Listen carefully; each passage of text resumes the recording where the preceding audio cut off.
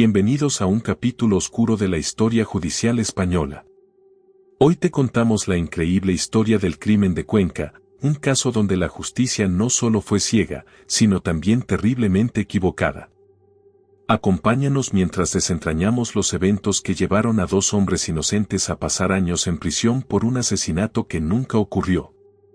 Prepárate para conocer cómo una simple desaparición, una confesión arrancada bajo tortura y un sistema judicial fallido, destruyeron vidas y dejaron una marca imborrable en la memoria de todos los involucrados.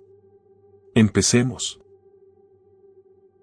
El 21 de agosto de 1910, José María Grimaldos López, conocido en el pueblo como el Cepa, comenzó un viaje aparentemente común entre los pueblos conquenses de Tres Juncos y Osa de la Vega. Había vendido algunas ovejas de su rebaño, una transacción normal para alguien de su oficio. Nadie imaginaba que ese día marcaría el inicio de un misterio que alteraría la vida de la comunidad durante años. La tranquilidad de esos pueblos rurales se vería alterada por la desaparición de uno de sus vecinos más conocidos. La familia de José María, al principio, pensó que simplemente se había retrasado. Era común en aquellos tiempos que los viajeros tardaran más de lo esperado en su trayecto, especialmente si el clima o los caminos no favorecían el desplazamiento.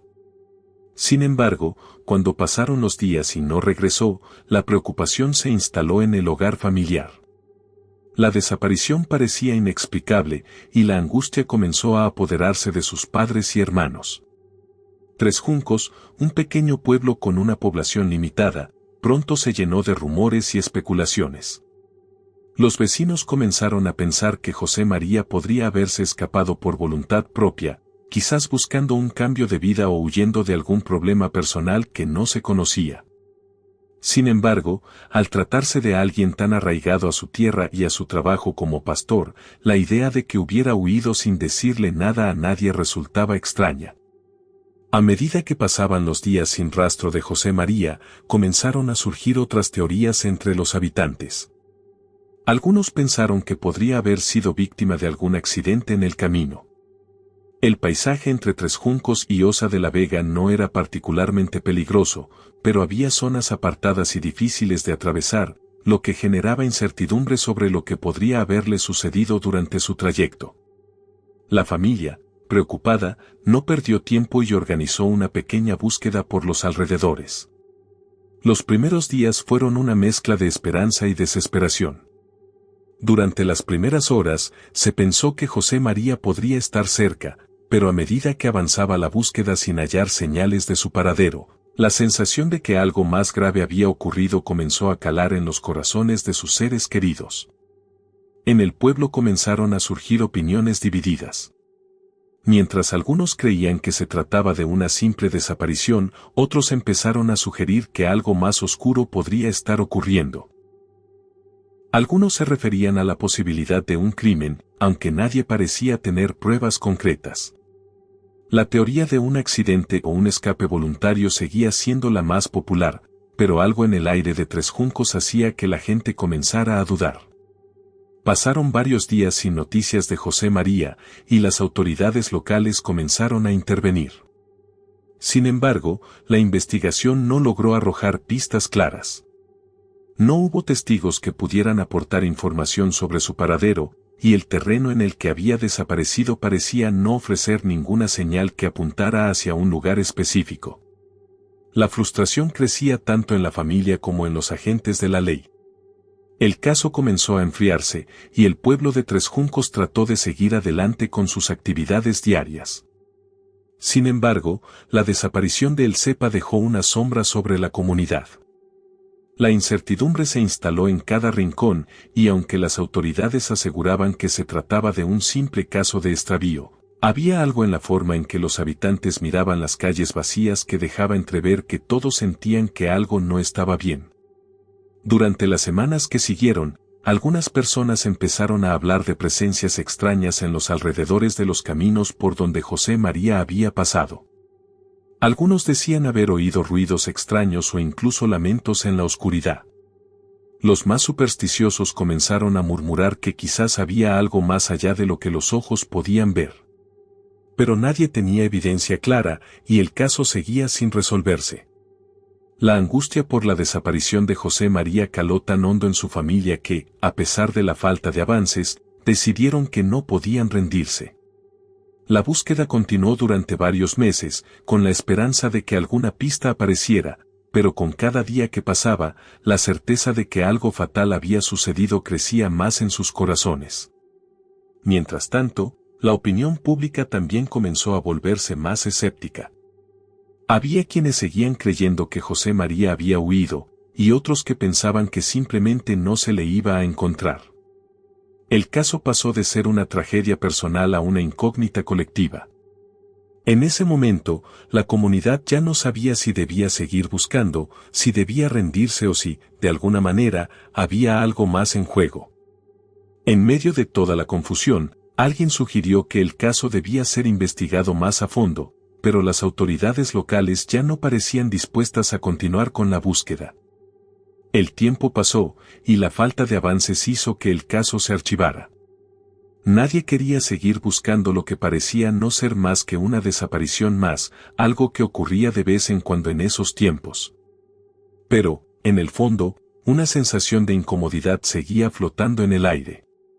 Las semanas se convirtieron en meses, y la comunidad de Tres Juncos trató de olvidar el caso de José María. La vida siguió su curso, pero nunca volvió a ser la misma. La ausencia de El Cepa se hizo cada vez más presente, no solo para su familia, sino también para el pueblo que nunca pudo olvidar que uno de sus propios habitantes había desaparecido sin dejar rastro. El misterio de la desaparición de José María Grimaldos permaneció en la memoria colectiva del pueblo, no como un simple suceso aislado, sino como un enigma que marcaría los años venideros, un enigma que ningún habitante de Tres Juncos pudo dejar atrás. Sin respuestas claras, la angustia persistió, y los murmullos sobre lo que realmente había sucedido seguirían creciendo en las sombras de la historia. Después de varios meses sin pistas claras sobre la desaparición de José María Grimaldos, la familia del joven comenzó a desconfiar de aquellos que lo conocían más de cerca. León Sánchez, el mayoral de la finca donde José María trabajaba, y Gregorio Valero, el guarda que lo acompañaba en su jornada diaria, se convirtieron en los principales sospechosos. Ambos tenían un conocimiento profundo de las rutinas de José María y su vida personal, lo que los hacía aún más sospechosos a los ojos de la familia. Aunque no existían pruebas directas que los vincularan con la desaparición, las tensiones entre José María y sus compañeros de trabajo eran conocidas.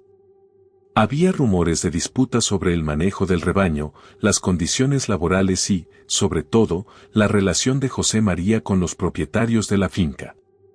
La familia Grimaldos, al ver cómo el caso se desvanecía, comenzó a preguntarse si la desaparición de su ser querido no era más que una venganza de quienes no lo veían con buenos ojos. La posibilidad de que algo más grave hubiera sucedido no dejó de rondar la mente de los padres de José María. En su corazón, sentían que su hijo no se habría ido por su propia voluntad. La desaparición estaba demasiado rodeada de misterio y de circunstancias extrañas como para ser simplemente un caso de extravío. Las horas sin noticias, la falta de testigos y las pocas evidencias sobre el paradero de José María aumentaron la sensación de que alguien en el entorno cercano a él debía saber más de lo que decía. La familia comenzó a hablar de León y Gregorio. Ambos eran personas de carácter fuerte y, en varias ocasiones, José María había expresado malestar con ellos debido a ciertas actitudes y discusiones que habían tenido en el pasado. Aunque las quejas no eran nada que indicara un enfrentamiento serio, la familia no podía dejar de pensar que esas tensiones cotidianas podrían haber desembocado en algo mucho más grave. Sin embargo, las pruebas seguían siendo inexistentes y la sospecha era solo una intuición. El pueblo, al principio, no parecía darle demasiada importancia a las sospechas. La desaparición de José María fue tratada como un asunto privado de la familia Grimaldos, y el caso comenzó a desvanecerse. El tiempo pasó, y la vida continuó en Tres Juncos y Osa de la Vega como si nada hubiese ocurrido. Sin embargo, las inquietudes de la familia no desaparecieron. Cada conversación entre los vecinos se volvía una oportunidad para reavivar los rumores, pero las autoridades no parecían estar interesadas en continuar con la investigación. Pero todo cambió en 1913, cuando el juez Emilio de Izaza, movido por las insistentes peticiones de la familia Grimaldos, decidió reabrir el caso. La insistencia de la familia, que no aceptaba que su hijo hubiera simplemente desaparecido, fue crucial para que el juez tomara cartas en el asunto. La comunidad, que ya había dado por cerrado el caso, no podía imaginar que, tras tanto tiempo, la historia de la desaparición de El Cepa volviera a ser de interés público. El juez Izaza se encargó de revisar el caso y de ordenar nuevas investigaciones. Aunque no se sabía aún con certeza si algo había ocurrido de forma criminal, la reanudación de la pesquisa trajo consigo una nueva perspectiva. De repente, la desaparición de José María dejó de ser un simple misterio sin resolver y comenzó a tomar un tinte más serio. El juez ordenó interrogar a León Sánchez y Gregorio Valero, quienes trabajaban en la misma finca y tenían un estrecho vínculo con la vida de José María. Aunque ambos fueron interrogados con detenimiento, la situación se complicaba. León y Gregorio negaron rotundamente cualquier implicación en la desaparición del joven. Sin embargo, la atmósfera en el pueblo empezó a cambiar y la sospecha hacia ellos se hizo cada vez más palpable. En los días que siguieron, varios testigos declararon haber visto a ambos hombres cerca de los caminos que José María recorría antes de desaparecer. Sin embargo, las declaraciones seguían siendo vagas y sin valor legal concreto. Mientras tanto, las tensiones en el pueblo seguían aumentando. Los rumores sobre la culpabilidad de León y Gregorio circulaban entre los vecinos, alimentando una sensación general de desconfianza. Nadie sabía si realmente los dos hombres estaban involucrados en la desaparición, pero las presiones sobre ellos aumentaban. La comunidad comenzaba a verlos con recelo, y aunque no se les podía señalar de manera directa como culpables, la sospecha sobre su posible participación crecía. El tiempo no ayudaba a esclarecer el caso, y la reanudación de la investigación por parte del juez no daba frutos inmediatos. Sin embargo, la familia Grimaldos no se rendía. Creían que la justicia debía hacer su trabajo y encontrar la verdad sobre lo que le había sucedido a José María. En su corazón, seguían convencidos de que su hijo no había desaparecido por voluntad propia. La idea de que alguien pudiera haberle hecho daño les atormentaba. La falta de pruebas contundentes seguía siendo un obstáculo, y el caso comenzó a volverse cada vez más complejo. A pesar de la presión de la familia Grimaldos y de la sospecha creciente sobre León y Gregorio, no había pruebas claras de su implicación en el crimen. El caso comenzó a estancarse de nuevo, y el juez Izaza se vio obligado a recurrir a nuevas estrategias para continuar con la investigación. Las preguntas seguían sin respuestas claras, pero el caso no estaba olvidado. El pueblo, mientras tanto, continuaba con su vida, pero la desaparición de José María Grimaldo seguía marcando el pulso de Tres Juncos y Osa de la Vega. Nadie podía quitarse la sensación de que algo grave había sucedido, y todos se preguntaban si alguna vez conocerían la verdad. El 1913 fue el año en que el caso de José María Grimaldos tomó un giro inesperado. El juez Emilio de Izaza, después de recibir quejas constantes de la familia Grimaldos, decidió retomar la investigación, que había quedado estancada por falta de pruebas. A pesar de no haber pistas físicas claras sobre el paradero de José María, la insistencia de su familia y la presión pública llevaron al juez a ordenar una nueva detención de los dos principales sospechosos, León Sánchez y Gregorio Valero. Estos dos hombres, quienes trabajaban con José María en la finca, habían sido mencionados previamente, pero no había pruebas suficientes para acusarlos de un crimen.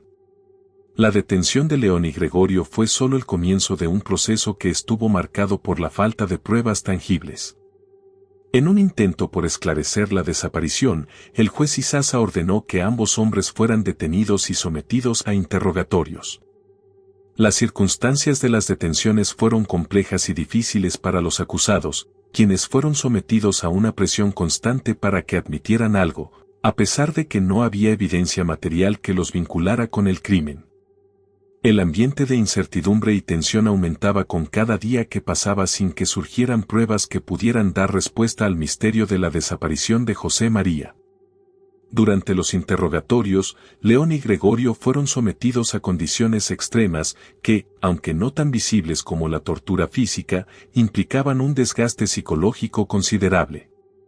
La insistencia de las autoridades para obtener una confesión pronto hizo que los acusados sintieran que no podían escapar de la situación. Aunque no se les presentaron pruebas claras ni evidencias de su culpabilidad, el enfoque de las autoridades estaba en conseguir una respuesta rápida y cerrada al caso. En este contexto, las presiones y las intimidaciones aumentaron. La tortura, que en aquellos tiempos se utilizaba con frecuencia en las investigaciones, fue aplicada durante los interrogatorios. Aunque no fue tan brutal como en algunos otros casos históricos, el sufrimiento físico y emocional fue considerable. El proceso fue lento y arduo, y los acusados, abrumados por la presión, empezaron a ceder. Aunque no se había producido un crimen según las pruebas que había en su contra, la necesidad de poner fin a las torturas llevó a León y Gregorio a hacer lo que parecía ser la única salida: confesar. Finalmente, después de varios días de intenso interrogatorio, ambos hombres cedieron y afirmaron haber matado a José María. Las confesiones, aunque contradictorias y confusas, fueron consideradas como la base para las acusaciones. A pesar de que sus relatos no coincidían con los hechos que realmente ocurrieron ni con lo que indicaban las pruebas, las autoridades decidieron aceptar esas confesiones. Los relatos de León y Gregorio hablaban de un asesinato violento, pero ninguno de los detalles correspondía con lo que se sabía del caso.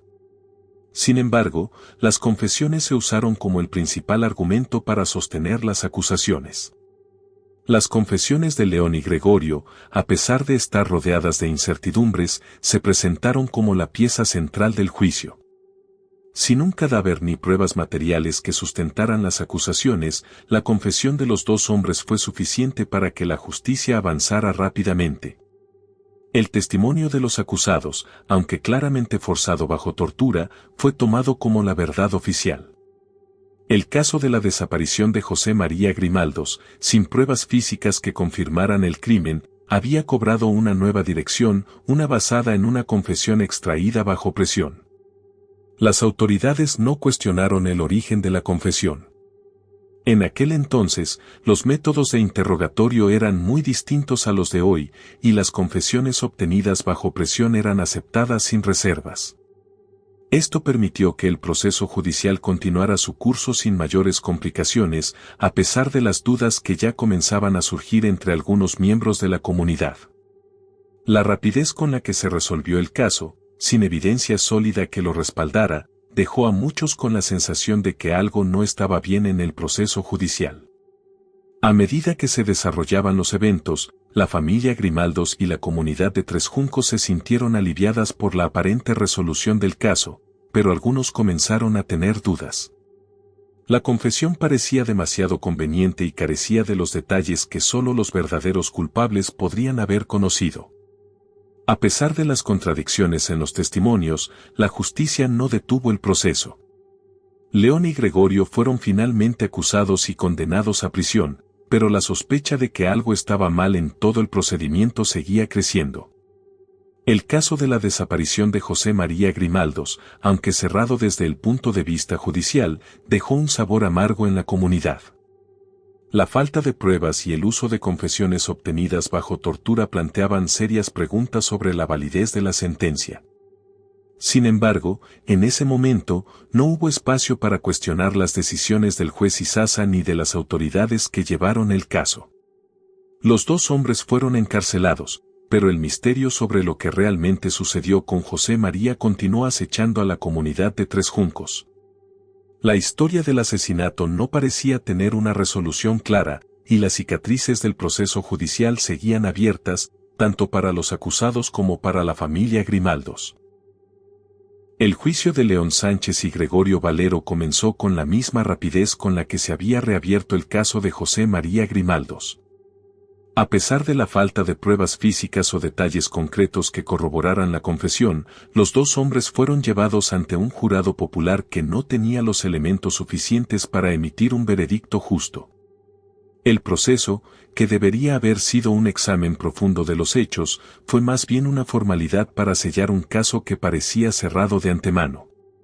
La presión pública y la necesidad de cerrar el caso rápidamente opacaron cualquier consideración sobre la validez de la evidencia. El juicio no duró más que unas horas, y el debate fue escaso.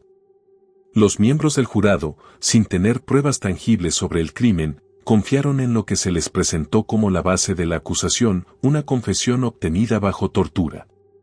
La defensa de León y Gregorio apenas tuvo oportunidad de presentar argumentos sólidos. La evidencia de que sus confesiones no coincidían entre sí y carecían de detalles coherentes fue pasada por alto.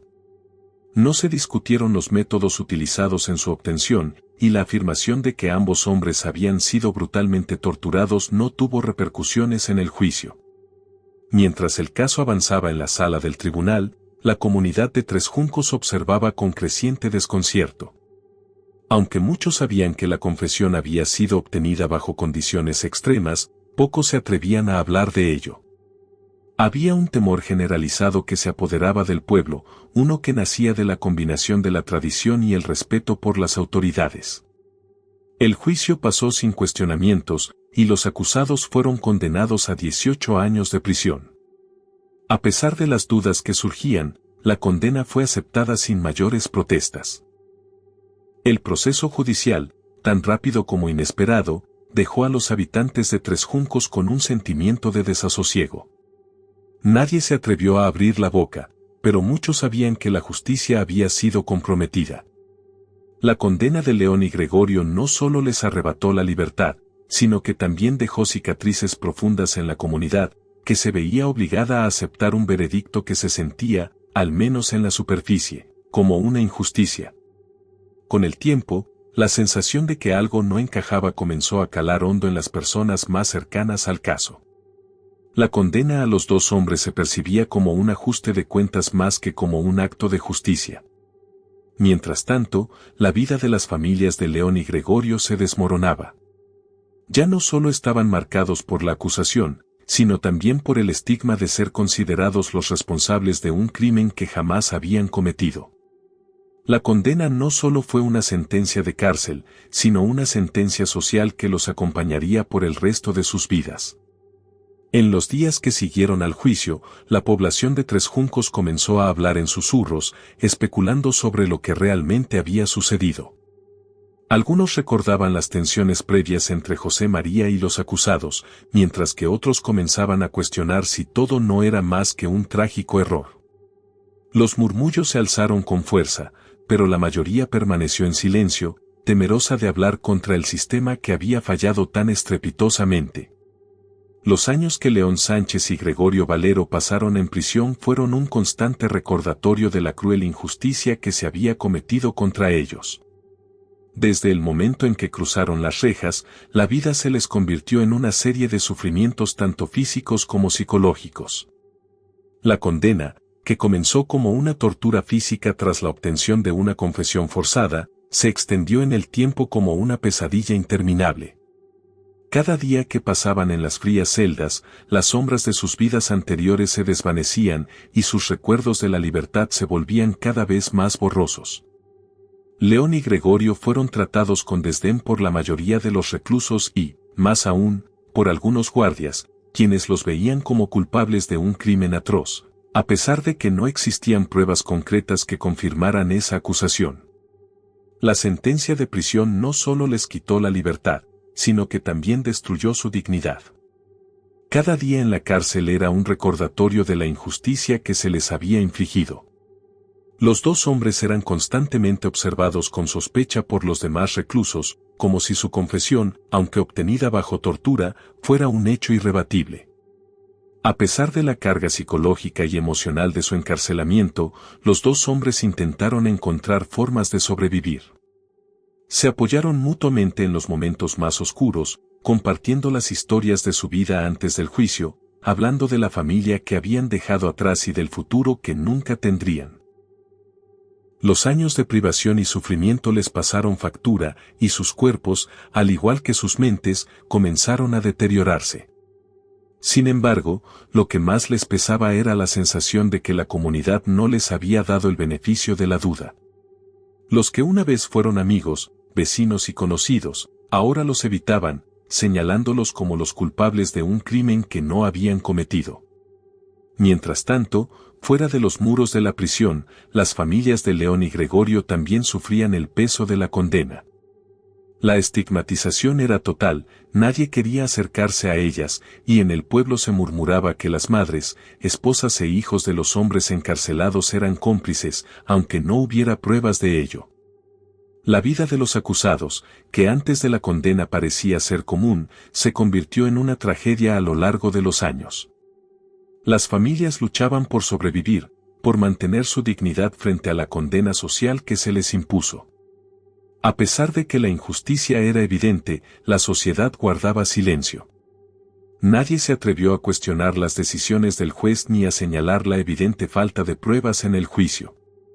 Algunos de los pocos que lo hacían se veían rápidamente silenciados, ya sea por miedo o por la presión de las autoridades. Las familias de León y Gregorio, aisladas por el estigma, vivieron en la sombra, mientras los acusados pasaban sus días en la prisión, tratando de encontrar algo que los mantuviera con vida, la esperanza de que algún día, la verdad saldría a la luz. En las noches solitarias de la cárcel, los dos hombres a menudo recordaban las voces de sus familias y los rostros de sus hijos y esposas. Ellos también estaban pagando el precio de un error judicial que había destrozado todo lo que habían conocido. Aunque los años de encarcelamiento les habían hecho perder muchas de sus esperanzas, todavía guardaban la fantasía de que algún día se haría justicia. Pero mientras tanto, sus vidas transcurrían en el silencio de una prisión que los había convertido en sombras de lo que alguna vez fueron. A medida que pasaban los años, el sufrimiento emocional fue mucho más profundo que el físico. La angustia de no saber qué les depararía el futuro se convirtió en su compañera constante. No podían dejar de preguntarse si alguna vez se les devolvería lo que les habían arrebatado. ¿Podrían volver algún día a sus hogares, a sus familias, a sus vidas? ¿O serían condenados a ser los fantasmas de un crimen que nunca cometieron? 12 años de angustia y sufrimiento en las celdas llegaron a su fin para León Sánchez y Gregorio Valero.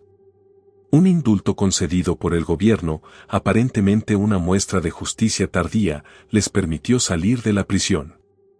Aunque la libertad parecía, en principio, una victoria, la realidad era mucho más compleja. Al regresar a Tres Juncos, el pueblo que había sido su hogar antes del juicio, encontraron un escenario tenso y dividido. Lo que en su día fue una comunidad unida ahora se hallaba fragmentada por las cicatrices del caso que había marcado a todos, de una forma u otra. Algunos vecinos miraban a los hombres con desconfianza, convencidos de que, a pesar de la ausencia de pruebas claras, la condena de León y Gregorio era un hecho irrefutable. Para estos, la confesión obtenida bajo tortura, aunque cuestionada, seguía siendo la base de su culpabilidad. Los rumores sobre su implicación en el crimen de José María seguían flotando en el aire, y el regreso de los dos exprisioneros no hacía más que reavivar la vieja controversia. La posibilidad de que el caso hubiera sido un error judicial parecía una verdad demasiado incómoda para muchos, por lo que preferían aferrarse a la idea de que, en algún nivel, León y Gregorio debían ser culpables. Por otro lado, había quienes, aunque también dudaban de la veracidad de la confesión, empezaban a cuestionar la injusticia del juicio que había llevado a la condena de los dos hombres. Para ellos, la liberación era la oportunidad de reconciliarse con la verdad, un primer paso hacia la restauración de la justicia. Sin embargo, este pensamiento no estaba exento de complicaciones. La gente que se inclinaba por esta postura temía que, al defender a los liberados, pudieran quedar mal vistos por la mayoría de la comunidad, quienes preferían seguir creyendo en la culpabilidad de los hombres. Las tensiones en Tres Juncos aumentaban y el regreso de León y Gregorio, en lugar de ser un motivo de celebración, se convirtió en un recordatorio de la herida abierta que representaba el caso de José María Grimaldos. Aunque las pruebas nunca fueron suficientes para demostrar la culpabilidad de los acusados, la sombra de la tortura y las acusaciones falsas seguía siendo palpable, especialmente para aquellos que los habían visto como los responsables de un crimen que nunca ocurrió. Los exprisioneros no podían escapar de la etiqueta de asesinos, un estigma que les acompañaría durante toda su vida. El caso de José María, que una vez había sembrado el desconcierto y la sospecha, se había convertido en un tema tabú. Nadie quería hablar de él en público. Los recuerdos de las torturas infligidas a León y Gregorio, así como la controversia de su juicio, parecían demasiado dolorosos para ser discutidos abiertamente. La población, que en su momento había estado dividida entre quienes apoyaban la acusación y quienes defendían a los acusados, ahora prefería evitar cualquier mención del caso. Para algunos, la verdad parecía tan lejana como el primer día de la desaparición de El Cepa. Mientras tanto, León y Gregorio trataban de reintegrarse en una comunidad que los había rechazado, marcada por una desconexión profunda con el pasado y las cicatrices de una tragedia. A pesar de la libertad que les fue otorgada, la vida en Tres Juncos no era lo que esperaban. Sentían la constante presión de las miradas ajenas y el peso de las dudas sobre su inocencia parecía aún más pesado en su regreso. Por dentro, ambos sabían que, aunque físicamente libres, el daño a sus reputaciones y vidas personales era irreparable. La paz que habían esperado no llegó nunca. El tiempo en prisión había dejado huellas profundas en sus almas y el pueblo parecía incapaz de perdonarlos por el sufrimiento que, algunos aún creían, habían causado. Las familias de los dos hombres también vivieron este regreso de manera compleja. Por un lado, el alivio por la liberación de los acusados estaba empañado por la continua hostilidad que enfrentaban. Ser parte de las familias de aquellos que, según muchos, eran culpables del crimen de José María, las condenaba socialmente. La vida en Tres Juncos para ellos no había mejorado, la misma comunidad que un día los había conocido como amigos y vecinos los había marginado y juzgado. La liberación no significaba el fin de la tortura para los familiares, quienes seguían siendo perseguidos por la sombra del pasado.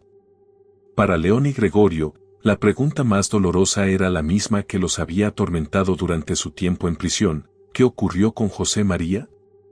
Aunque sabían que su libertad ya no estaba amenazada, la falta de respuesta sobre la desaparición del joven seguía siendo una herida abierta.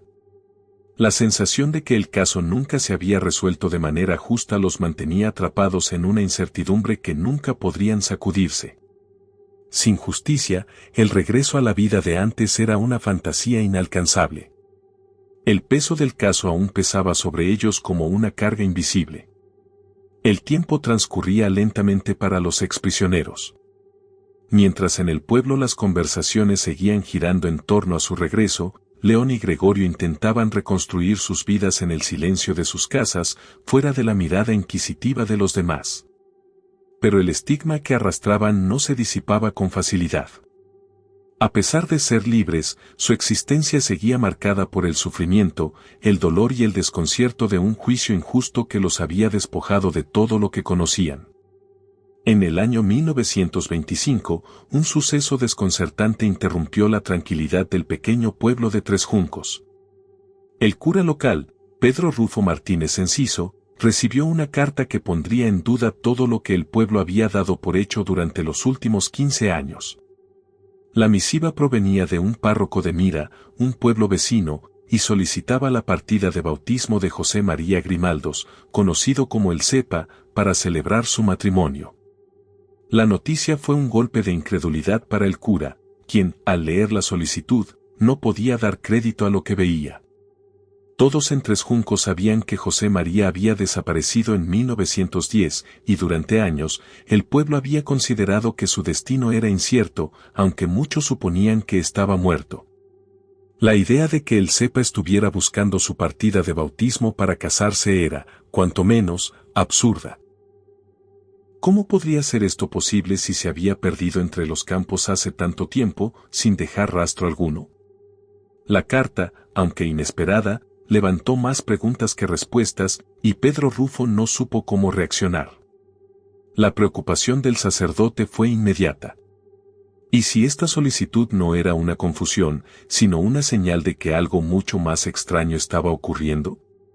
El miedo a un escándalo se apoderó de él, pues las implicaciones de que José María estuviera vivo desmentirían toda la historia que se había contado durante años, una historia que involucraba acusaciones, torturas y un juicio que había destrozado vidas. Pedro Rufo sabía que, si este asunto salía a la luz, el pueblo tendría que enfrentarse a la vergüenza de un error judicial monumental. Aterrorizado por la posibilidad de reavivar el escándalo, decidió esconder la carta, guardándola en un lugar seguro sin contarle a nadie sobre su contenido. Los meses pasaron, pero la carta seguía ahí, oculta en la iglesia. El cura Pedro Rufo, acosado por la inquietud y el miedo a lo que podría significar, no podía dejar de pensar en lo que esa solicitud de bautizo implicaba. Durante varias semanas, consideró no hacer nada, esperando que el asunto se olvidara por sí solo. Sin embargo, las dudas seguían acosándolo. ¿Qué debía hacer? ¿Ignorar la carta y esperar que nadie se diera cuenta, o investigar y arriesgarse a una verdad que podría destruir lo que quedaba de la paz en Tres Juncos? Finalmente, después de mucho tiempo de incertidumbre, Pedro Rufo sintió que no podía seguir guardando ese secreto. En lo más profundo de su ser, sabía que el regreso de José María, si era cierto, pondría en tela de juicio todo lo ocurrido en el pasado. El juez que había reabierto el caso, las torturas a las que fueron sometidos León y Gregorio, y la condena injusta que destruyó tantas vidas, todo ello quedaría al descubierto. A pesar de sus temores, el cura decidió que lo mejor sería hablar con alguien de confianza, con la esperanza de que, al menos, el asunto se tratara con discreción. Pero, antes de que pudiera hacerlo, la situación dio un giro inesperado. Un día, José María Grimaldos, aquel joven que todos creían perdido para siempre, apareció en Tres Juncos. Su presencia fue un choque para todos, y la noticia se extendió rápidamente por el pueblo. Nadie sabía qué pensar, ni cómo reaccionar. ¿Era posible que estuviera vivo? ¿Era el mismo hombre que había desaparecido años antes? La incredulidad y el asombro se reflejaron en las caras de todos aquellos que lo conocían. José María llegó a la iglesia y pidió hablar con Pedro Rufo. Al verlo, el cura no pudo evitar sentir una mezcla de desconcierto y asombro. El hombre que tenía frente a él no parecía entender la magnitud de lo que había sucedido en su ausencia. José María explicó que, durante todo ese tiempo, había estado lejos del pueblo, aunque no podía dar detalles claros sobre su paradero. Según él, había sentido una corazonada, un presentimiento que lo llevó a irse sin decir nada a nadie. Había estado en diversas localidades, incluso en un lugar cercano donde recibió tratamiento médico en baños termales, pero jamás imaginó que su desaparición causaría tanto revuelo. El relato de José María no encajaba con las suposiciones del pueblo. No sabía nada de la acusación contra León y Gregorio, ni de la tortura que habían sufrido, ni del juicio en el que se les había condenado. Su mente parecía ajena a la tragedia que había marcado a tantas familias. José María se mostró tranquilo, incluso desconcertado por lo que sucedió en su ausencia, como si el tiempo que había pasado fuera solo un capítulo olvidado de su vida. El regreso de José María no solo desmentía la versión oficial de su muerte, sino que también dejaba al descubierto la gravedad del error judicial que había tenido lugar. La noticia de su aparición comenzó a correr rápidamente y las repercusiones fueron inmediatas. ¿Cómo podría haberse hecho justicia en un caso tan complicado si el supuesto muerto estaba vivo y de vuelta en el pueblo? La incredulidad, el asombro y la confusión se apoderaron de todos los que estaban involucrados, y Pedro Rufo no pudo evitar sentirse abrumado por la magnitud de la situación. Sin embargo, la aparición de José María también trajo consigo una carga de culpabilidad para aquellos que habían estado involucrados en su desaparición, en particular para el propio cura, que ahora debía enfrentarse a la vergüenza de haber instigado, de alguna manera, las acusaciones que llevaron a la condena de León y Gregorio. En su corazón, Pedro Rufo sabía que el regreso de José María no solo cambiaba la historia del pueblo, sino que también lo obligaba a confrontar el peso de sus propios actos. La presión de la verdad, de la justicia finalmente alcanzada fue demasiado grande para soportarlo. Las consecuencias del regreso de José María se extendieron más allá de lo que nadie había anticipado. Mientras tanto, Pedro Rufo, quien había sido testigo de la injusticia durante todo el proceso, comenzó a sentir que la culpa lo consumiría. La angustia y el peso de lo ocurrido lo llevaron a tomar una trágica decisión que marcaría el final de su vida. El destino de los demás, sin embargo, continuaba, y el caso de El Cepa seguiría siendo una herida abierta en el corazón de Tres Juncos. El regreso de José María Grimaldos a Tres Juncos fue un golpe inesperado que nadie pudo anticipar. El hombre que, durante años, había sido considerado muerto, apareció un día en las calles del pueblo con una calma desconcertante, como si nada hubiera ocurrido. Aquellos que lo conocían apenas podían creer lo que veían. Su reaparición no solo desmentía los rumores de su muerte, sino que también desbordaba las expectativas de todos. ¿Cómo podía estar vivo aquel hombre que había desaparecido sin dejar rastro? La incredulidad se apoderó de Tres Juncos. Para los habitantes del pueblo, la figura de José María siempre estuvo rodeada de misterio. Había desaparecido el 21 de agosto de 1910, dejando un vacío imposible de llenar, y con su desaparición comenzó una serie de acusaciones que nunca parecieron tener fin. León Sánchez y Gregorio Valero, los principales acusados, pasaron años tras las rejas por un crimen que no habían cometido, sometidos a torturas y condenados injustamente. Ahora, el hombre que había sido su presunta víctima estaba de pie frente a ellos, y todo lo que habían dado por cierto estaba en cuestión. José María, al encontrarse con sus viejos vecinos, no mostró signos de sorpresa. Parecía más confundido por la reacción de la gente que por su propia aparición. Ante la incredulidad generalizada, el hombre comenzó a explicar lo que había ocurrido durante todos esos años de ausencia. En lugar de aceptar el destino trágico que todos habían imaginado para él, José María relató que se había ido por voluntad propia, impulsado por un presentimiento inexplicable. Sintió la necesidad de abandonar el pueblo y marcharse a un lugar cercano para recibir tratamientos médicos en los baños termales de una localidad de la región. No sabía que su ausencia desencadenaría una serie de eventos tan dramáticos. Mientras José María relataba su versión de los hechos, la confusión en Tres Juncos no hizo más que aumentar.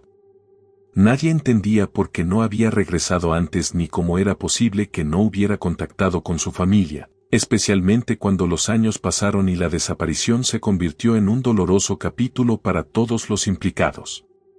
Los testimonios de aquellos que lo conocían se mezclaban con rumores y especulaciones, pero la historia que José María ofreció parecía incompleta, como si ocultara algo más. Los vecinos, al principio, no sabían cómo reaccionar. ¿Cómo podría alguien haber pasado tanto tiempo sin dar señales de vida, sin que nadie supiera nada sobre su paradero?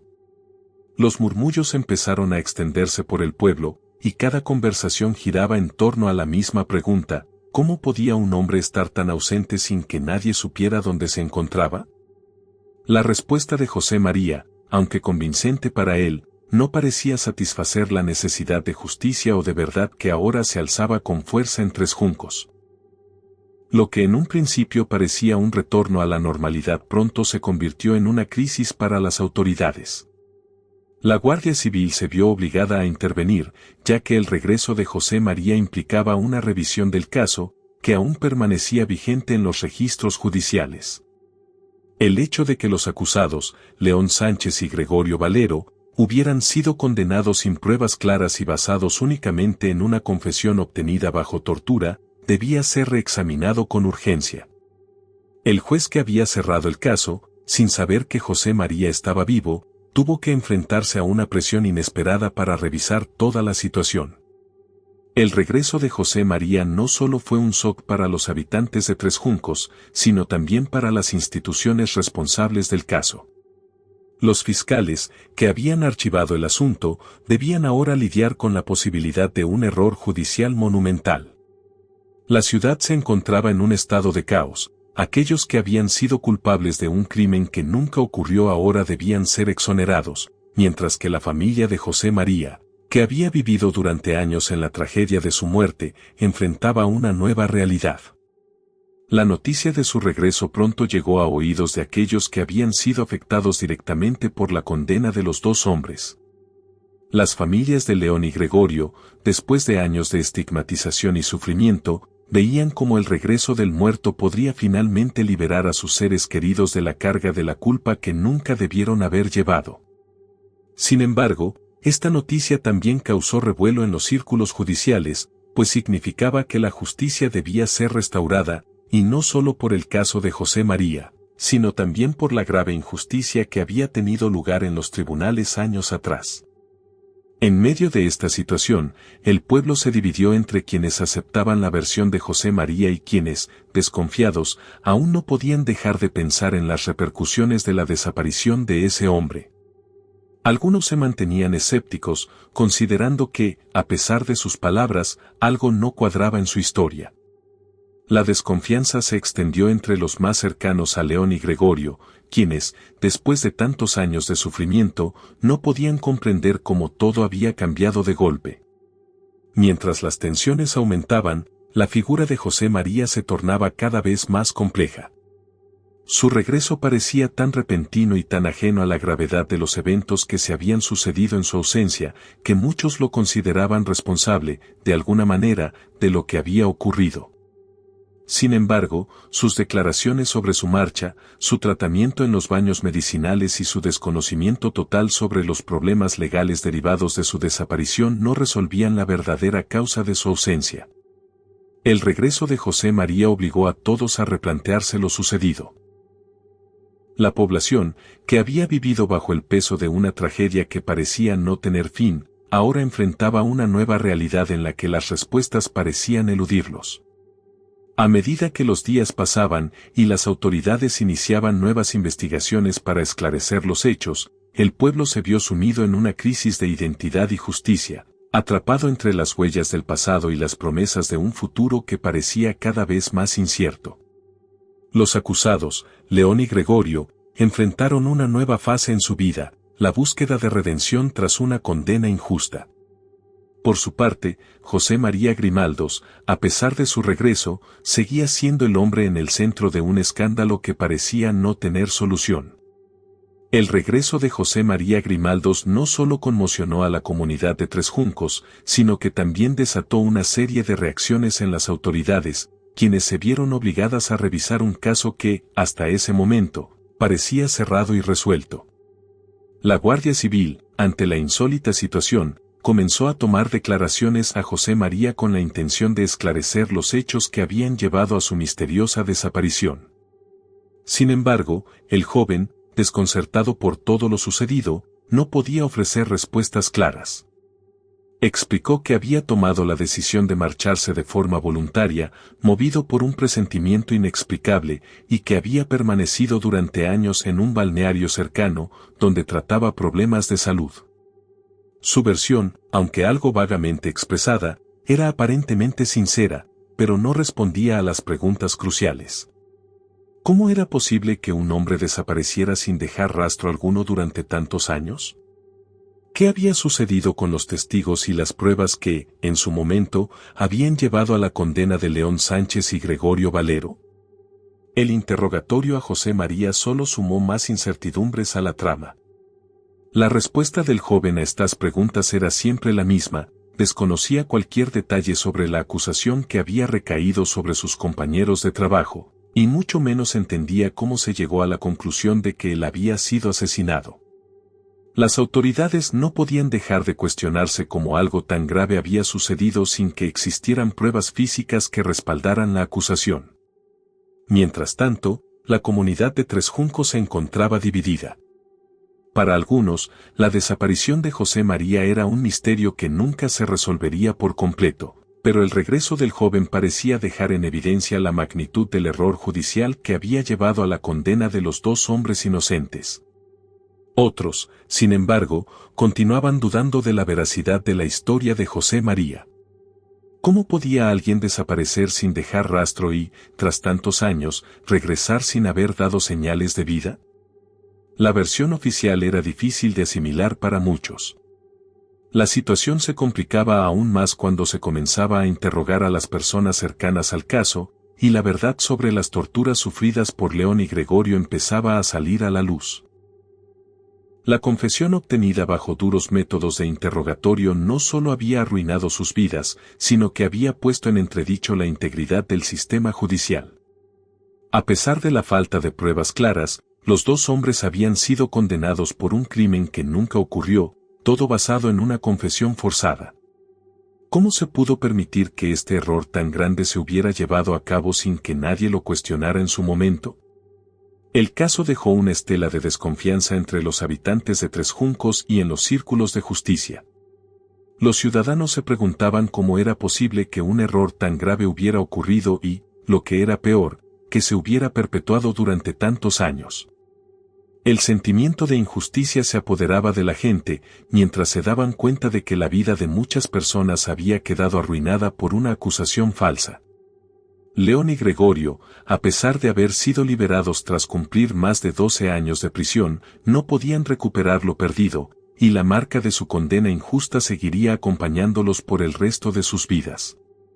En medio de este torbellino de preguntas sin respuestas, Pedro Rufo Martínez Enciso, el cura de Tres Juncos que había jugado un papel central en la acusación contra los dos hombres, comenzó a enfrentarse a la realidad de su implicación en todo este drama. Desde el momento en que el regreso de José María fue confirmado, el cura cayó en una profunda desesperación. Él había sido uno de los principales instigadores de la acusación contra León y Gregorio, y ahora debía afrontar las consecuencias de sus actos. La carga de la culpa lo superaba, y muchos en el pueblo comenzaron a murmurar sobre su estado de ánimo, cuestionando cómo podría vivir con el peso de haber contribuido a la condena de dos hombres inocentes. El cura, que había sido una figura respetada en Tres Juncos, se encontraba ahora solo y atormentado por la culpa. Su participación en el caso de la desaparición de José María lo había marcado para siempre, y el regreso del muerto no hizo más que intensificar su desesperación. La tensión era palpable en cada uno de sus movimientos, y su estado de ánimo se deterioraba rápidamente. En los días posteriores, comenzó a ausentarse de las funciones religiosas y a mostrarse más apartado de la comunidad. El peso de la vergüenza lo consumía, y su vida, antes llena de devoción, se estaba desmoronando ante sus propios ojos. Mientras tanto, las autoridades intentaban hallar una explicación lógica y satisfactoria sobre lo sucedido. La gravedad del caso obligó a una revisión exhaustiva, y el juez que originalmente había cerrado el caso también se encontraba ahora bajo presión. El error judicial que se había cometido se estaba haciendo cada vez más evidente, y la verdad parecía escaparse entre las rendijas de una sociedad que había preferido creer en una versión más cómoda, aunque equivocada. Sin embargo, la existencia de pruebas no era el único obstáculo que debían superar las autoridades. También debían enfrentar la incredulidad de la gente, que no quería aceptar que un hombre pudiera haber sido condenado injustamente durante tanto tiempo. A medida que las investigaciones avanzaban, las preguntas continuaban surgiendo. ¿Qué había sucedido con las pruebas que apuntaban a León y Gregorio? ¿Por qué nadie se había percatado de la falsedad de las acusaciones hasta que fue demasiado tarde? La angustia se hacía palpable en el aire, y las autoridades no sabían cómo calmar los ánimos de un pueblo que sentía que se les había arrebatado algo fundamental, la verdad. Mientras tanto, Pedro Rufo, consumido por el arrepentimiento, se debatía entre sus propios demonios, sin saber cómo enfrentar la magnitud del daño que había causado. El regreso de José María Grimaldos, lejos de traer respuestas definitivas, había abierto un abismo de dudas e incertidumbres. La vida de los hombres condenados, León y Gregorio, y las de sus familias, seguían marcadas por la huella indeleble de una sentencia injusta. La justicia, que debía ser restaurada, parecía no poder sanar las heridas causadas por la mentira que había prevalecido durante tantos años. La sombra del caso Grimaldo seguía envolviendo a la pequeña comunidad de Tres Juncos, y la tormenta de dudas e injusticias parecía no tener fin. A medida que pasaban los días, el peso de la culpa y la vergüenza seguía devorando a Pedro Rufo Martínez Enciso, el cura de la localidad que, de alguna manera, Había jugado un papel esencial en la condena de León Sánchez y Gregorio Valero. Aunque su implicación en los hechos no fue de carácter criminal directo, su apoyo ferviente a la acusación y su activismo en torno al caso lo habían colocado en el ojo del huracán. Había sido él quien, de forma imprudente y posiblemente influenciado por su fervor religioso, había encendido la chispa que llevó a la condena de 2 hombres inocentes. El peso de esta responsabilidad fue lentamente desgastando su alma, y la comunidad de Tres Juncos comenzó a notar un cambio en él. Antes una figura respetada por su devoción y servicio, Pedro Rufo ahora parecía una sombra de sí mismo. Su presencia en la iglesia se volvió cada vez más rara, y sus sermones, que antaño eran llenos de fervor y esperanza, se tornaron en algo sombrío y distante.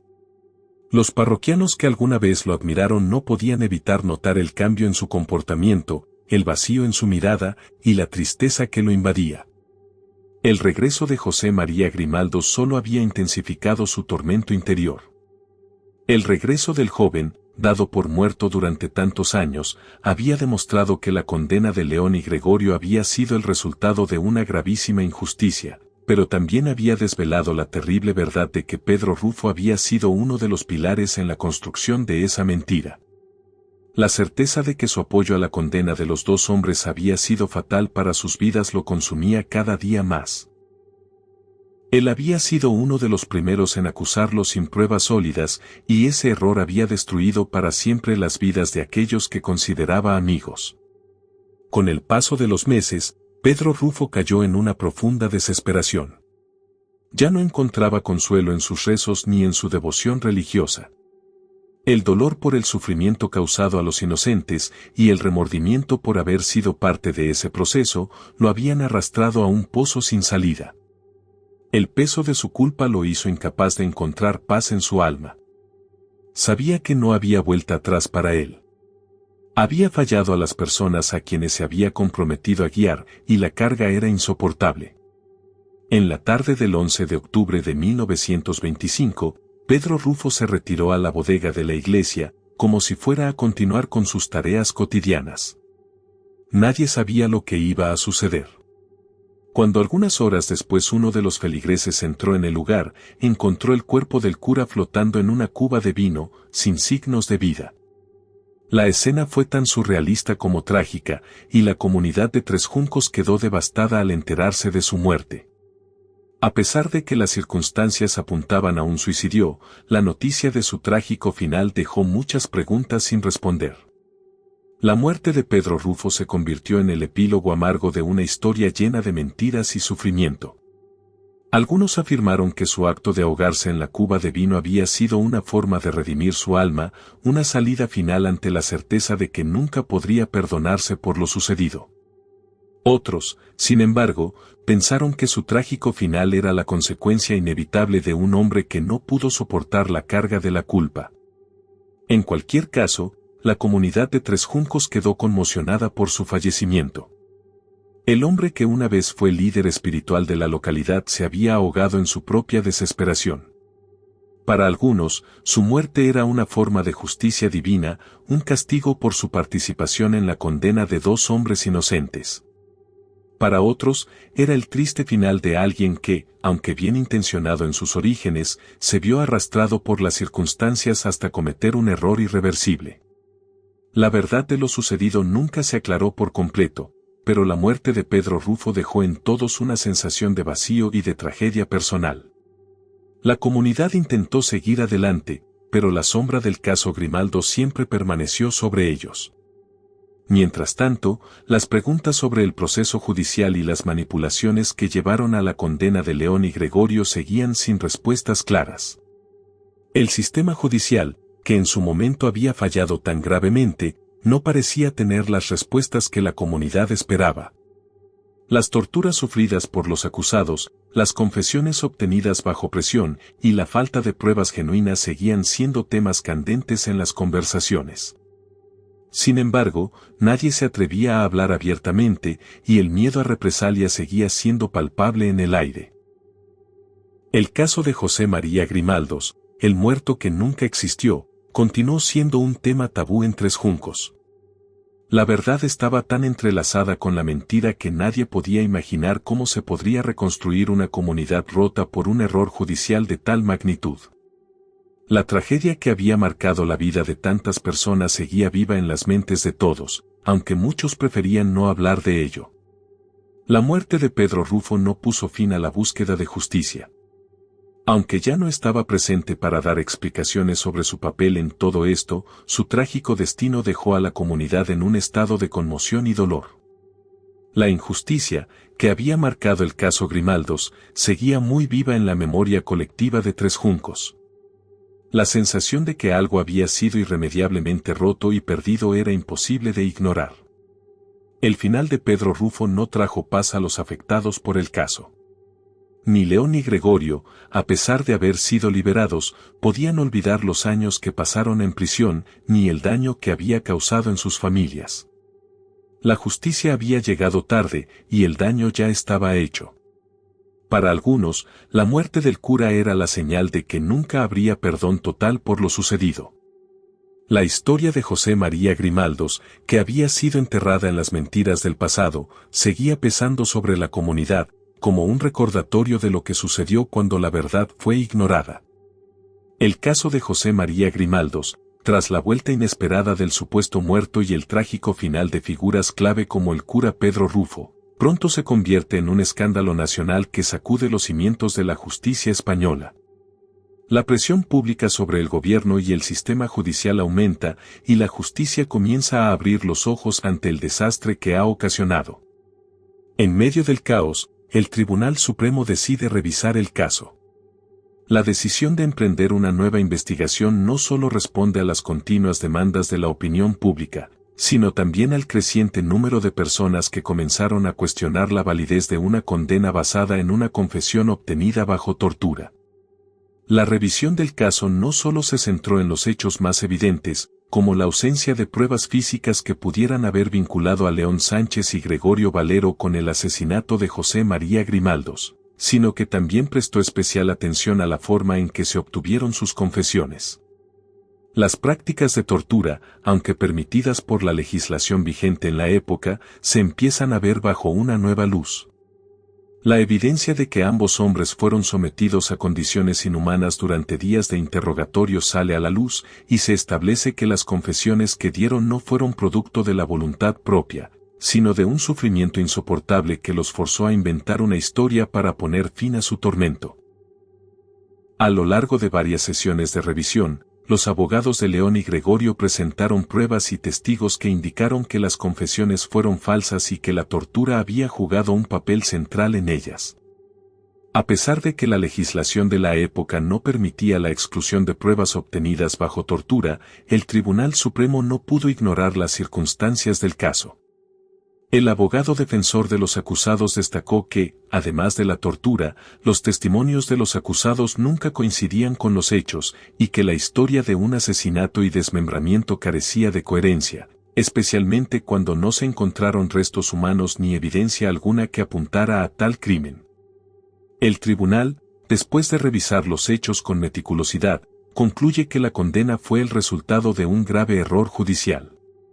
La sentencia de los hombres fue anulada, y la figura de José María Grimaldos, el supuesto muerto que regresó de entre los vivos, fue un testimonio revelador de la cantidad de daños causados por la falta de pruebas y la presunción de culpabilidad que prevaleció. La decisión del Tribunal Supremo no fue un simple revés en el juicio, fue un reconocimiento oficial de que una injusticia monumental se había cometido, y de que el sistema judicial había fallado gravemente. Sin embargo, a pesar de la anulación de la sentencia y la exoneración de León y Gregorio, la justicia nunca sería completamente restaurada. Las vidas de los hombres acusados injustamente nunca volverían a ser las mismas, y el daño ya estaba hecho. Los años de prisión, las torturas y el estigma social que habían sufrido los habían marcado de por vida. Para ellos, la justicia tardía no podría reparar completamente el daño que se había infligido a sus familias, ni borrar las cicatrices emocionales que dejaron sus años de sufrimiento. La exoneración de León Sánchez y Gregorio Valero, aunque un paso importante hacia la corrección de un error judicial, no podía borrar el sufrimiento vivido por ellos y sus seres queridos. Durante años, sus familias fueron vistas con desconfianza y sospecha, condenadas por un crimen que nunca cometieron. La comunidad que los había considerado culpables se vio obligada a confrontar sus propios prejuicios y errores, pero el daño ya estaba hecho, y los vínculos rotos con los acusados no podían ser fácilmente reparados. En los meses posteriores a la sentencia del Tribunal Supremo, León y Gregorio intentaron reconstruir sus vidas, pero el camino hacia la normalidad fue largo y difícil. Mientras tanto, la sociedad española se dividía entre quienes consideraban que el sistema judicial había hecho lo correcto al revisar el caso, y quienes seguían sintiendo que la culpa de los acusados estaba aún presente en las sombras. El caso Grimaldo se convirtió en un símbolo de la falla del sistema judicial y de la impunidad de los que tenían el poder para manipular la verdad. La exoneración de los dos hombres no fue el final de la historia, era solo un paso en la lenta corrección de un error monumental que había destruido vidas. Para muchos, la justicia seguía siendo una herida abierta, incapaz de sanar por completo.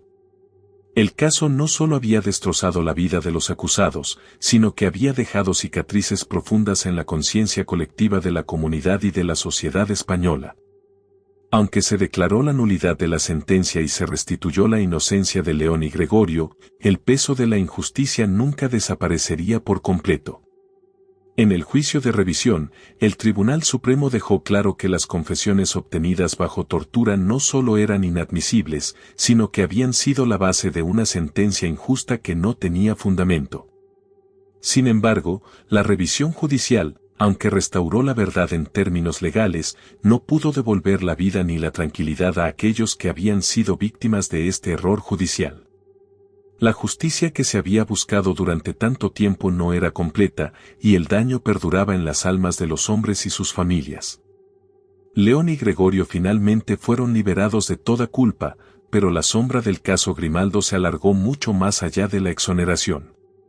La justicia, aunque nunca completamente restaurada, intentó corregir el gravísimo error judicial que destruyó tantas vidas, pero las cicatrices de aquellos años de sufrimiento perduraron para siempre.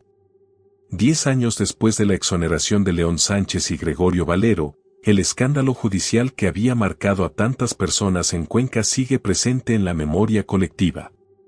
La justicia, al parecer, no había terminado su curso. En 1935, la Audiencia Provincial de Cuenca inicia un juicio para juzgar a los responsables del error judicial que llevó a la condena injusta de los dos hombres. Entre los implicados en el caso se encuentran varias figuras clave, el juez Emilio de Izaza, quien había reabierto el caso sin pruebas, y el cura Pedro Rufo Martínez Enciso, cuya influencia y acusaciones influyeron enormemente en la condena de León y Gregorio.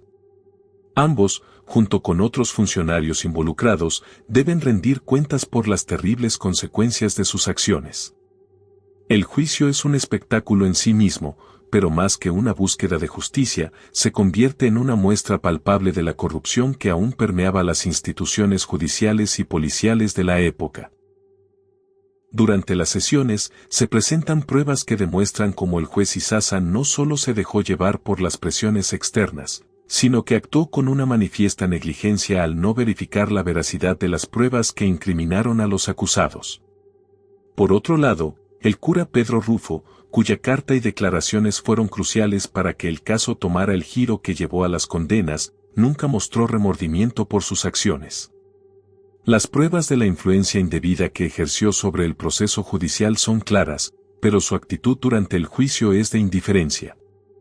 A pesar de las evidencias presentadas, el tribunal decide absolver a todos los implicados, incluidos Izaza y Rufo, de todos los cargos. La absolución, aunque esperada por algunos, cae como un balde de agua fría sobre la familia de los acusados y sobre la comunidad en general.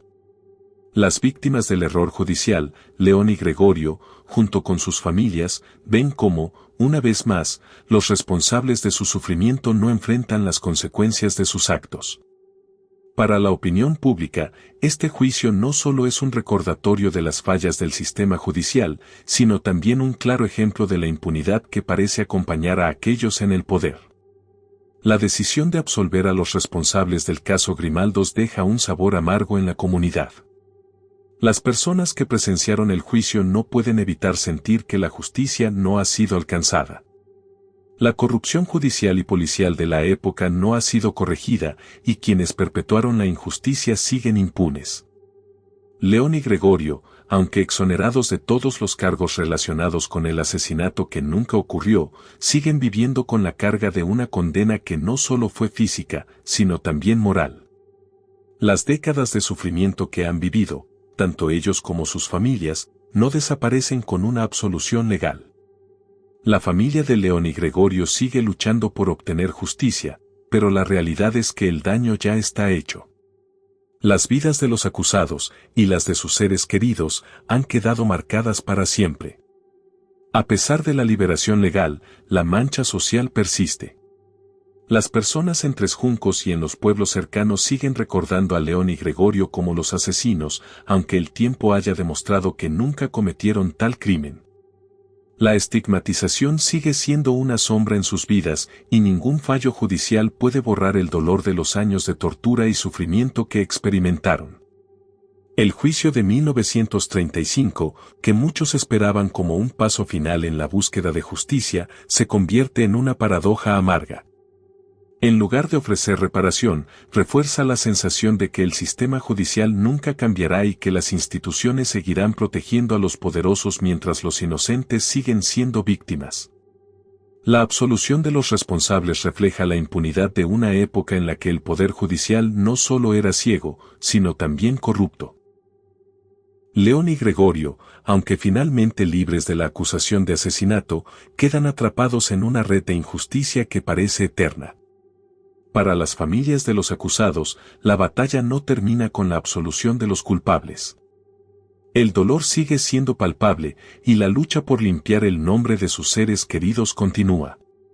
Las cicatrices emocionales nunca sanarán y la memoria del sufrimiento causado por el caso Grimaldos persiste, tanto en las víctimas como en la comunidad. El juicio final, en el que se esperaba encontrar justicia, no hace más que exponer las grietas del sistema y la falta de responsabilidad de aquellos que tuvieron el poder de cambiar el curso de la historia. Este capítulo concluye con una reflexión sobre el precio de la justicia en una época en la que las instituciones se alineaban con el poder, la influencia y el miedo.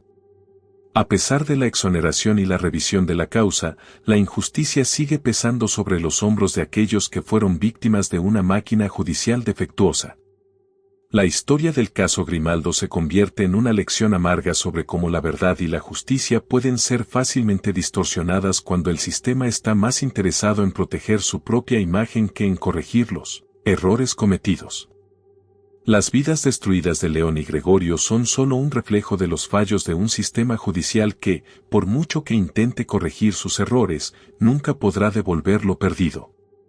El juicio de los responsables termina siendo, no solo una forma de rendir cuentas, sino un recordatorio de cómo el poder judicial de la época pudo manipular, distorsionar y destruir vidas sin que nadie se hiciera responsable. La absolución final solo agrava la herida, dejando claro que la verdadera justicia para León, Gregorio y sus familias nunca llegó. Gracias por acompañarnos en este escalofriante relato de injusticia y error judicial. Si te ha conmovido esta historia, no olvides unirte a nosotros para descubrir más casos impactantes como este. La verdad a veces es más extraña que la ficción, y lo que parece ser el final de una pesadilla, en realidad, podría ser solo el comienzo de algo aún más inquietante. ¿Te atreves a descubrir qué más se oculta en las sombras de la historia? Nos vemos en el próximo video.